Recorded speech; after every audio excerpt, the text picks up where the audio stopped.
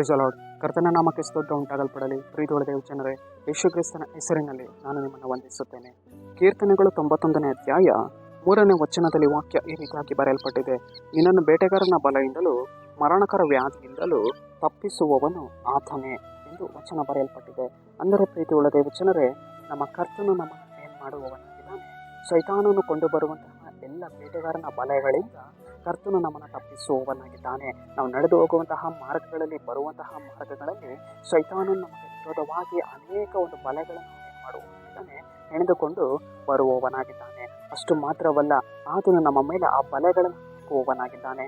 ಆದರೆ ನಮ್ಮ ಕರ್ತನು ಎಲ್ಲ ಬೇಟೆಗಾರನ ಬಲೆಗಳಿಂದ ಕರ್ತನು ನಮ್ಮನ್ನು ತಪ್ಪಿಸುವವನಾಗಿದ್ದಾನೆ. ಸೈತಾನನು ನಮಗೆ ವಿರೋಧವಾಗಿ ಎಷ್ಟೇ ವಿರೋಧವಾದ ಒಂದು ಕೇಡಿನ ಬಲೆಗಳನ್ನು ಕೊಂಡು ಬಂದರೂ ಕೂಡ ದೇವರು ನಮ್ಮನ್ನು ತಪ್ಪಿಸುವವರಾಗಿದ್ದಾರೆ. ಮರಣಕರವಾದ ವ್ಯಾಧಿಗಳಿಂದ ಕರ್ತನು ನಮ್ಮನ್ನು ತಪ್ಪಿಸುವವನಾಗಿದ್ದಾನೆ. ಇವತ್ತು ಲೋಕದಲ್ಲಿ ಎಷ್ಟೇ ವಿಧವಾದ ಒಂದು ರೋಗ ವ್ಯಾಧಿಗಳು ಹೋರಾಡಿಕೊಂಡಿದ್ದರೂ ಕೂಡ ನಮ್ಮ ಕರ್ತನು ನಮಗೆ ಆರೋಗ್ಯದಾಯಕನಾಗಿದ್ದಾನೆ.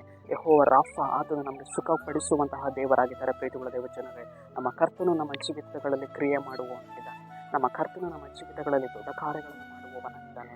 ಬೇಟೆಗಾರನ ಬಲೆಗಳಿಂದ ನಮ್ಮ ಪ್ರಾಣಗಳನ್ನು ತಪ್ಪಿಸುವವನಾಗಿದ್ದಾನೆ. ನಮ್ಮ ಕುಟುಂಬಕ್ಕೆ ಆತನ ಆಧಾರವಾಗಿದ್ದು ಆರೋಗ್ಯವನ್ನು ದಯಪಾಲಿಸುವವನಾಗಿದ್ದಾನೆ. ಪ್ರೀತಿಯುಳ್ಳ ದೇವ ಜನರೇ, ಯೆಹೋವ ರಾಫ ನಮ್ಮ ಜೀವಿತಗಳಲ್ಲಿ ಕ್ರಿಯೆ ಮಾಡುವವರಾಗಿದ್ದಾನೆ. ಸರಿ, ನಾವು ಪ್ರಾರ್ಥಿಸಿಕೊಳ್ಳೋಣ. ಅಪ್ಪ ಕರ್ತನೆ, ನಿಮಗೆ ಸ್ತೋತ್ರ ಸ್ವಾಮಿ. ಮುಂಜಾನೆ ವೇಳೆಯಲ್ಲಿ ಕರ್ತನೆ, ಈ ವಾಕ್ಯ ಭಾಗ ಸಂದೇಶವನ್ನು ನೋಡ್ತಾ ಇರುವಂತಹ ಜನಗಳನ್ನು ಸಂಧಿಸುವುದೇವರೇ, ಕರ್ತನೆ, ನಿನ್ನ ಜನರ ಜೀವಿತದಲ್ಲಿ ಸ್ವಾಮಿ ಕ್ರಿಯೆಯನ್ನು ಮಾಡಿ ಬೇಟೆಗಾರನ ಬಲೆಯಿಂದ ತಪ್ಪಿಸುವುದಕ್ಕಾಗಿ ಸ್ತೋತ್ರ.